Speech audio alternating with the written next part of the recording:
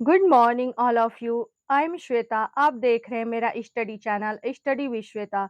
दोस्तों, आज मैं आप सबके लिए सीडीपी का मोस्ट इम्पॉर्टेंट टॉपिक लेकर आई हूँ, जिसका नाम है जीन पियाजे का सिद्धांत। दोस्तों, अगर आप सीटेट की परीक्षा में बैठ रहे हैं, चाहे वो पेपर फर्स्ट की तैयारी कर रहे हो या पेपर सेकंड की, ये टॉपिक आपके लिए बहुत ही महत्वपूर्ण है। दोस्तों सीडीपी के 30 प्रश्नों में आपको 2 या 3 प्रश्न जीन पियाजे के सिद्धांत से मिल जाते हैं। ओके दोस्तों, जब हम किसी भी टॉपिक को शुरू करते हैं तो हमें उनके परिचय के बारे में जानना बहुत जरूरी हो जाता है।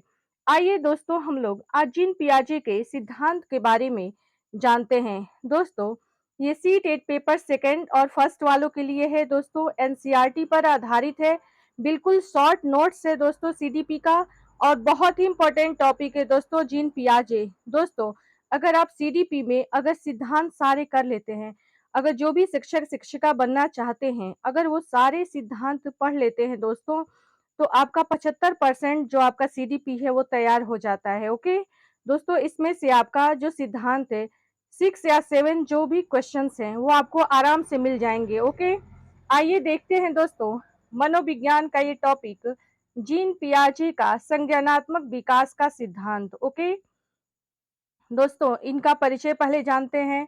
जीन पियाजे स्विस मनोवैज्ञानिक थे दोस्तों। जब ये अल्फ्रेड बीने के प्रयोगशाला में बुद्धि परीक्षणों पर साथ कार्य कर रहे थे, तभी संज्ञानात्मक विकास के सिद्धांत का इन्होंने प्रतिपादन किया था। ओके दोस्तों, संज्ञानात्मक विकास के सिद्धांत को भौतिक विकास का सिद्धांत भी कहते हैं। मूल रूप से पियाजे दोस्तों जीव वैज्ञानिक थे। ओके दोस्तों, पियाजे स्विट्जरलैंड के निवासी थे और चिकित्सक भी थे। ओके दोस्तों, इनके सिद्धांत का नाम था संज्ञानात्मक विकास का सिद्धांत, ज्ञानात्मक विकास का सिद्धांत, विकासात्मक विकास का सिद्धांत। ओके दोस्तों, इन्होंने प्रयोग किस पे किया था? जीन पियाजे ने अपने बच्चों पर ही प्रयोग किया था दोस्तों। ठीक है, इसमें जो इम्पोर्टेंट नोट है, इन्होंने दोस्तों अपने बच्चों पर हुए अवस्थाओं के परिवर्तन को खोजा। ओके, इसे अवस्था का सिद्धांत भी कहते हैं दोस्तों। आइए इसके बाद देखते हैं हम लोग संज्ञानात्मक विकास के चरण। ठीक है, उनके संज्ञानात्मक विकास के चरण कौन कौन से हैं दोस्तों? ये है पॉइंट टू पॉइंट है। पहला है संवेदी गामक अवस्था, जन्म से 2 वर्ष है। दूसरा है पूर्व संक्रियात्मक अवस्था, 2 से 7 वर्ष। थर्ड है मूर्त संक्रियात्मक अवस्था, 7 से 11 वर्ष। फोर्थ है आपका औपचारिक संक्रियात्मक अवस्था दोस्तों, 11 से 15 वर्ष। ओके, आइए इसको डिटेल में जानते हैं। संवेग गामक अवस्था 0 से 2 वर्ष दोस्तों, सेंसरी मोटर स्टेज। ओके, इसमें पॉइंट टू पॉइंट करके हैं। इसमें ऐसे देखते हैं, इस अवस्था में बच्चा अपनी ज्ञानेंद्रियों कान आंख नाक के माध्यम से सीखता है दोस्तों। इसमें बच्चों में वस्तु अस्थायित्व का गुण आ जाता है। आंख कान नाक जीभ त्वचा, ये दोस्तों 5 ऑर्गेन्स होते हैं। ओके दोस्तों, बालक जो भी कार्य करता है शरीर से, इस अवस्था में संवेदी समझ होती है। उदाहरण स्वरूप दोस्तों आइए देखते हैं, आंख कान नाक जीभ त्वचा। दोस्तों, आप लास्ट तक वीडियो में बने रहिएगा, तभी चीजें आपको समझ में आएंगी। दोस्तों, जो पियाजे से संबंधित जितने भी प्रश्न बनते हैं, इस वीडियो से आपको बहुत आसानी से मिल जाएंगे दोस्तों। ठीक है, ऐसा नोट्स आपको कहीं देखने को नहीं मिलेगा, हैंड रिटेन नोट्स है दोस्तों, बहुत अच्छे से आपको चीजें समझ में आ जाएंगी। दोस्तों, आइए सेकंड देखते हैं हम लोग, पूर्व संक्रियात्मक अवस्था 2 से 7 वर्ष। ओके, प्री ऑपरेशनल स्टेज दोस्तों, यह क्रिया करने से पहले की अवस्था है। इसमें बालक सामने आने वाली चीजों को देख पाएगा, समझ पाएगा, पर कोई क्रिया नहीं कर पाएगा दोस्तों। इसी के अंतर्गत है, पूर्व संक्रियात्मक अवस्था के अंतर्गत है दोस्तों जीववाद। ओके, इसमें बालक सजीव और निर्जीव वस्तुओं में अंतर नहीं कर पाता है दोस्तों। ठीक है, सेकंड है आपका अहम केंद्रिता, ईगोसेंट्रिज्म। जब बच्चा यह सोचना शुरू कर देता है कि जो वह कर रहा है वही ठीक है। ओके, यही आपकी अहम केंद्रिता है दोस्तों। थर्ड है अपलटावे। ठीक है, इस अवस्था में बच्चों को संख्याओं वस्तुओं समस्या आदि को उलटना पलटना नहीं सीखता है दोस्तों। मुद्रा संप्रत्यय दूरी भार ऊंचाई आदि के संप्रत्यय की इसमें कमी होती है। ओके, आइए इसके बाद से देखते हैं दोस्तों, थर्ड है मूर्त संक्रियात्मक अवस्था, जो कि बहुत ही महत्वपूर्ण है, बड़ा इससे क्वेश्चंस बनते हैं दोस्तों। आइए देखते हैं कॉन्क्रीट ऑपरेशनल। ओके, 7 से 11 वर्ष तर्क पर आधारित रहता है चिंतन दोस्तों।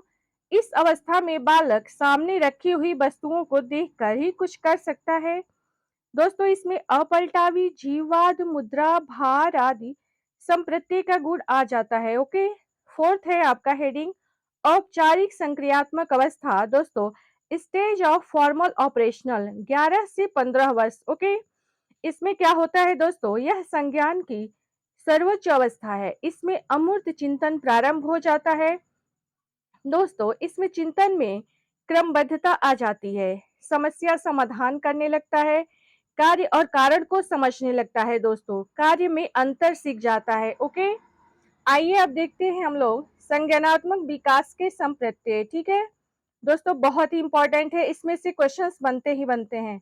इसमें पहला है अनुकूलन, एडॉप्टेशन। ओके दोस्तों, वातावरण के अनुसार अपने आप को ढालना अनुकूलन कहलाता है। अनुकूलन की दो प्रक्रिया होती है दोस्तों। ठीक है, इसमें पॉइंट है पहला आत्मसातकरण। ओके, पूर्व ज्ञान को नए ज्ञान से जोड़ना ही क्या होता है, आपका आत्मसातकरण है दोस्तों। नेक्स्ट है आपका समायोजन दोस्तों। इसमें है पूर्व ज्ञान या योजना में परिवर्तन करके वातावरण के साथ तालमेल बिठाना समायोजन कहलाता है। ओके, फिर नेक्स्ट हेडिंग है दोस्तों विकेंद्रीकरण। एक ही समस्या को अलग अलग रूप से समझ पाने की योग्यता या समस्या समाधान को अलग अलग तरीके से सीखना क्या होता है दोस्तों, आपका विकेंद्रीकरण होता है। ठीक है, आइए थर्ड है आपका साम्य धारण दोस्तों। इसके द्वारा बालक आत्मसातकरण और समायोजन की प्रक्रियाओं के बीच संतुलन कायम करता है। फोर्थ है दोस्तों आपका संरक्षण। ओके, यह ऐसी प्रक्रिया है जिसके द्वारा बालक में एक तरफ वातावरण के परिवर्तन तथा स्थिरता में अंतर करने की क्षमता और दूसरी तरफ वस्तु के रंग रूप में परिवर्तन तथा उसके तत्व में परिवर्तन के बीच अंतर करने की क्षमता विकसित होती है दोस्तों। फिफ्थ हेडिंग है मानसिक संक्रिया। ओके दोस्तों, जब बालक किसी कार्य को व्यवहार में करने से पहले अपने मस्तिष्क में योजनाओं का निर्माण करता है तो उसे हम क्या कहते हैं, मानसिक संक्रिया कहते हैं दोस्तों। दोस्तों, इस मानसिक संक्रिया के अंतर्गत दो चीजें आ जाती हैं, इसमें है स्कीम्स। ठीक है दोस्तों, स्कीम्स और स्कीमा दो चीजें हैं, इसमें बहुत क्वेश्चन बनते हैं। ये स्कीम्स क्या है, व्यवहार के संगठित पैटर्न दोस्तों। ठीक है, व्यवहार के संगठित पैटर्न जिसे बार बार दोहराया जाता है स्कीम्स कहा जाता है। जैसे बालक स्कूल जाते वक्त दोस्तों ड्रेस पहनता है, जूता भी पहनता है। ओके, वह उसी तरह पहनता है दोस्तों, चाहे उसका ध्यान उस वक्त वहां पर न हो। दोस्तों, हमारे घर में भी बच्चे हैं, आपके घर में भी बच्चे होंगे, आप इस चीज को देखिएगा, क्योंकि उसका व्यवहार इतना संगठित रूप में हो चुका है कि वह उसी तरह कार्य को संपादित करता है दोस्तों। ये आपका क्या है, ये स्कीम्स है। ओके, आइए अब हम लोग स्कीमा को देखते हैं दोस्तों। ठीक है, ये है आपका स्कीमा दोस्तों। स्कीमा क्या है, ऐसी मानसिक संरचना जिनका सामान्यीकरण संभव है। ओके, आइए देखते हैं दोस्तों, बिल्कुल ऐसे नोट्स तैयार कर लेंगे दोस्तों तो आपको चीजें बहुत आसान हो जाएंगी समझने के लिए। दोस्तों, जीन पियाजे का नैतिक विकास का सिद्धांत दोस्तों, इसको हम लोग लेके चलेंगे और इससे संबंधित जितने भी प्रश्न बनेंगे दोस्तों, ठीक है, नैतिक विकास पढ़ने के बाद इसको स्टार्ट कर देते हैं दोस्तों। आगे इसको लेके चलेंगे और जितने भी प्रश्न बनेंगे जीन पियाजे से दोस्तों, वो सारे क्वेश्चंस हम आपको करा देंगे 2021 में जो भी क्वेश्चंस आए हैं और उसके पहले के भी जो भी हैं। ठीक है दोस्तों, आइए देखते हैं जीन पियाजे का नैतिक विकास का सिद्धांत। दोस्तों, जीन पियाजे ने 1932 में एक किताब लिखी दोस्तों। ये किताब है the moral judgement of the child. Okay दोस्तों, ये है आपका पियाजे का मानना था कि बच्चों के नैतिक निर्णय के विकास में एक निश्चित क्रम एवं पैटर्न होता है जो बौद्धिक विकास से संबंधित होता है दोस्तों। ठीक है दोस्तों, ये है फिर है आपका पियाजे के अनुसार नैतिक विकास न्याय के परिपक्व तथा स्वस्फूर्त प्रतियों की प्राप्ति है, जिसे बालक अपने को वातावरण के साथ अंतःक्रिया करते हैं, उन्हें परिवर्तित व परिमार्जित करते हैं। दोस्तों, अगर आपको हमारी क्लास अच्छी लगी हो तो प्लीज हमें कमेंट करके जरूर बताइएगा। और दोस्तों, जो लोग C TET, UP TET, MP TET, जितने भी टेट होते हैं दोस्तों, जो तैयारी करने वाले बच्चे हैं, उनके लिए जीन पियाजे का जो ये सिद्धांत है वो बहुत ही महत्वपूर्ण है दोस्तों, एग्जाम की दृष्टि से। इससे आपको एग्जाम में बहुत हेल्प मिलेगी दोस्तों। और प्लीज इसे शेयर करिएगा पढ़ने वाले बच्चों तक दोस्तों, तो हमारा पढ़ाया हुआ, हमारी मेहनत सफल हो जाएगी। ओके दोस्तों, इसके बाद से हम आपसे कहना चाहते हैं, अगर आपको हमारी क्लास अच्छी लगी हो तो please like, share and subscribe कर दीजिएगा। तब तक के लिए फिर मिलते हैं नेक्स्ट क्लास में। धन्यवाद।